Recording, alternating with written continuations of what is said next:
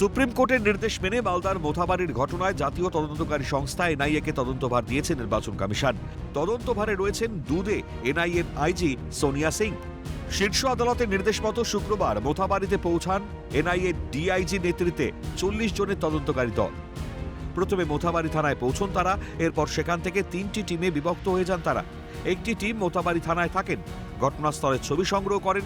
আরেকটি টিম পৌঁছয় কালিয়াচক 2 নম্বর ব্লক অফিসে এবং অপর টিম যান আমলিতলায়, যেখানে জুডিশিয়াল অফিসারদের গাড়ি ধাওয়া করে হামলা চালানো হয়।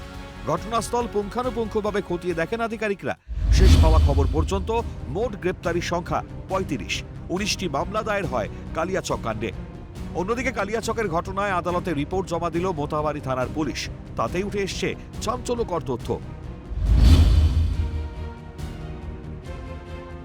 রিপোর্টে উল্লেখ, সরকারি কর্মী ও যেসব জুডিশিয়াল অফিসারদের ওপর পরিকল্পিতভাবেই হামলা করা হয়, তাদের যখন উদ্ধার করে কেন্দ্রীয় বাহিনীর জওয়ানরা, তাদের ওপরেও হামলা চলে।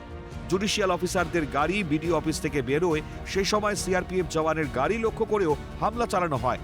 ঘটনায় সিআরপিএফ এর সাব ইন্সপেক্টর এবং একজন চালক জখম হয়েছেন বলে রিপোর্টে জানা যায়।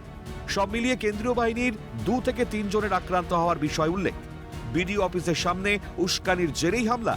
প্রায় 100 অজ্ঞাত পরিচয়ের জমায়েত হয় বিডিও অফিসের সামনে। কনভয় হামলা এবং ইট বৃষ্টি চলে। এসআইআর এর নাম বাদে দফায় দফায় উত্তপ্ত হয়ে ওঠে মালদার কালিয়াচকের মোথাবাড়ি। মহিলা সহ 7 জন জুডিশিয়াল অফিসারকে আটকে রেখে চলে তুমুল বিক্ষোভ। কেন্দ্রীয় বাহিনী গিয়ে তাদের উদ্ধার করেন, কিন্তু ভোটের আগেই রাজ্যে কেন্দ্রীয় বাহিনী এলেও কিভাবে ঘটল এই ঘটনা, তা নিয়ে উঠছে প্রশ্ন।